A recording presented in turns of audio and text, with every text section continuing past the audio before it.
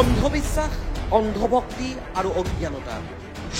শংকৰদেৱে হেনো কৈছিল, মই যিকোনো মাংস খাব পাৰোঁ।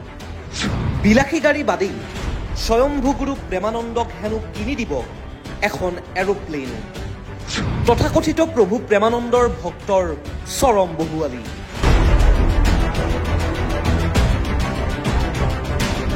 কৃষ্ণগুৰু সেৱাশ্ৰমৰ স্বয়ম্ভু গুৰু প্ৰেমানন্দৰ ভোগবাদী কৰ্মকাণ্ডৰ বিষয়ে বিগত দিনকেইটাত অসমবাসীয়ে জানি আহিছে।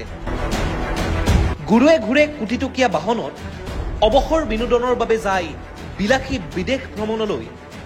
আৰু তেনেকুৱা এক প্ৰেক্ষাপটতেই আজি আমি আপোনালোকক দেখুৱাম সেই তথাকথিত প্ৰভু প্ৰেমানন্দৰ কেইগৰাকীমান আজব ভক্ত, যাৰ বক্তব্য শুনি আপোনালোকেও ভাবিবলৈ বাধ্য হ'ব যে সঁচাকৈয়ে এওঁলোকৰ বিবেক, বুদ্ধি আৰু জ্ঞান আছেনে?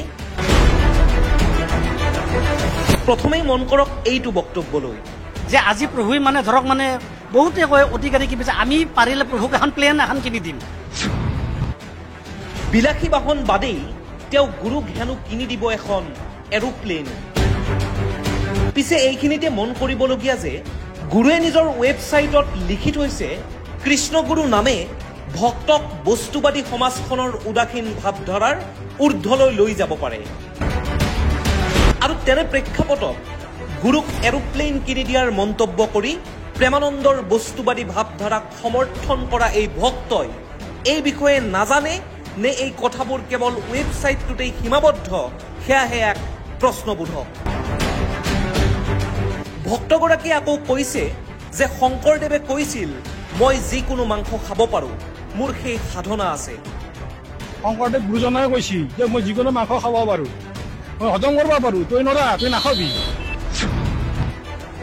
এগৰাকী আকৌ কৈছে, ত্ৰেতা যুগৰ ৰাম অৱতাৰৰ দৰেই হেনো ঈশ্বৰৰ এক মানৱতাৰ এই স্বয়ম্ভু গুৰু প্ৰেমানন্দ। প্ৰভুৰে অৱতাৰ কৃষ্ণ অৱতাৰ আছিল আৰু এতিয়া আহিছে কৃষ্ণগুৰু ৰূপে। এই অন্তৰৰ পৰা আনৰ ভকতৰ মন্তৰত সকলোৱে কৃষ্ণগুৰু ৰূপে তেজত আছে, আমাৰ অন্তৰত আছে। ইয়াৰ পিছত আৰু এই ভক্তসকলৰ জ্ঞানৰ বিষয়ে আমি নতুনকৈ কোৱাৰ প্ৰয়োজনীয়তা নিশ্চয় নাই। লগতে এই ভক্তসকলৰ জ্ঞানৰ নমুনাই এই কথাও স্পষ্ট কৰিছে যে এই স্বয়ম্ভু গুৰু প্ৰেমানন্দই কিয় আৰু কেনেকৈ তেওঁৰ প্ৰভাৱ প্ৰসাৰেৰে ইমান সংখ্যক মানুহক ধৰ্মান্ধ আৰু অন্ধভক্ত কৰি তুলিব পাৰিছে।